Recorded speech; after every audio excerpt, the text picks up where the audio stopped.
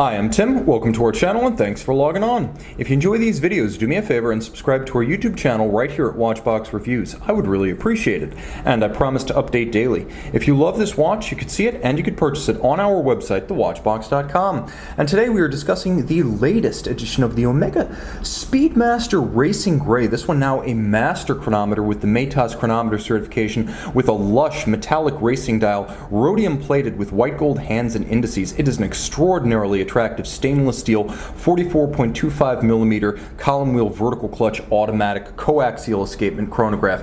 Wow, that's a mouthful, but it's not a wristful. At only 49.8 millimeters lug to lug, this one fits easily on my 16 centimeter circumference wrist.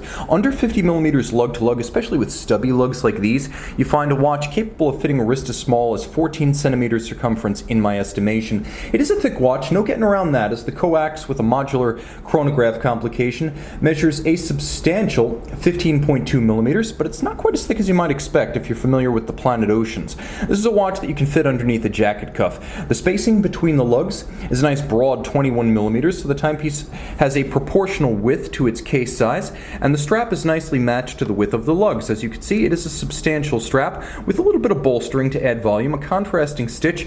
It's a medium brown calfskin on the underside. You can see it's a calfskin grain, and it's a lighter coloration. This is a brand new Omega factory strap, and of course the buckle is a handsome and long-running piece dating back to at least 2005 in the Omega catalog. Why hasn't it changed? Because it was created perfect. It is a minderless system. You can see that the strap, once buckled down and seated, actually hides its excess length underneath the strap. That's the minderless system. There are no strap minders. There's no visible excess length. The buckle is both satin finished and polished externally with twin triggers, so you can't accidentally pop it open. You must depress both triggers. It's a smart and effective clasp design. Jump into the case band. This is familiar. From over 50 years of Speedmaster and Seamaster design, you know this lyre style lug profile. The inward face is turned dramatically inward, the outward face is turned dramatically outward. There's a flared and polished bevel, a relatively thin mid-case with longitudinal satin finish, and you can see the ends of the case on both sides are polished. Asymmetrical with a little bit of a shear guard protection for the crown and pushers. You can see they're all of high polish, and they have a little bit of a guard with a pump style for the chronograph pushers. The watch, 50 meters water resistant, has a ceramic bezel insert, but the bezel itself is stainless steel with a polished underside that handsomely contrasts with the satin of the case. Rolling over, you can see that the tachymeter, which is in black ceramic and thus highly scratch resistant, rings a rather dramatically box section domed sapphire. The dial base is a lush metallic with rhodium plate and a glossy gleam that's somewhere between lacquer and sunburst. It's not quite as glossy as lacquer, and it's not quite as explosive as sunburst. It's a sort of matte opaline, as Patek Philippe would put it. Orange accents. You can see a mono counter with a rhodium coated dished base, chapter rings for constant seconds, and you have chronograph hours and minutes on one register at 3 o'clock. So you have tri-register chronograph with a clean twin register design. You can see that all of the indices are applique, plenty of lume. You'll see more of that in a moment. The date disc is monotone in rhodium gray down at 6 o'clock, and you have a time zone feature, so you can actually jump the time of the watch and even the date back and forth across the international date line without stopping the chronograph, or you can see constant seconds and the minutes not affected. Now if you want to pull the crown out all the way, there is a stop seconds or hacking function, so you can, let me pull it out all the way, synchronize to a reference time. Push it back in, and now you have a automatic winder with a 60-hour power reserve. And let me show you one more feature. It is a vertical clutch system, so the chronograph always starts without any stagger or jump, and you can leave the chrono running full-time if you want with the vertical clutch, no additional wear and tear like you would find on a lateral clutch.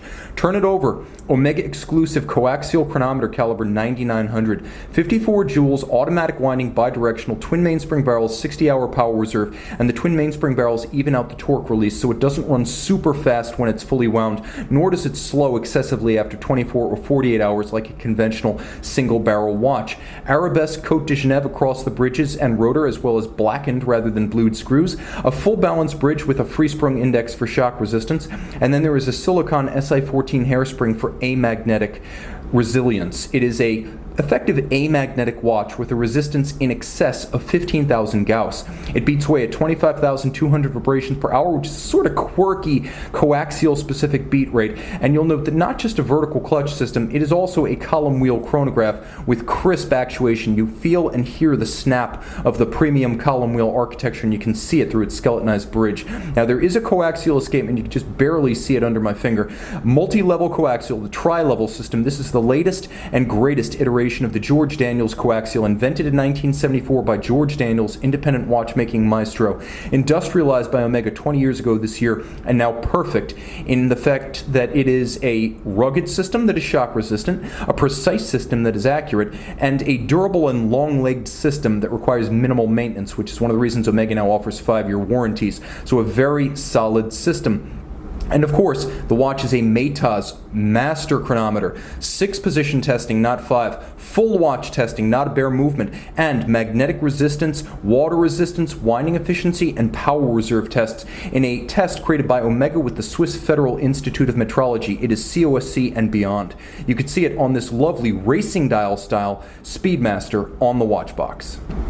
Back with the Speedmaster racing dial, and if you're wondering what makes it a racing dial, it's the checkered flag-like motif on the outer face of the dial, the seconds track for the chronograph hand.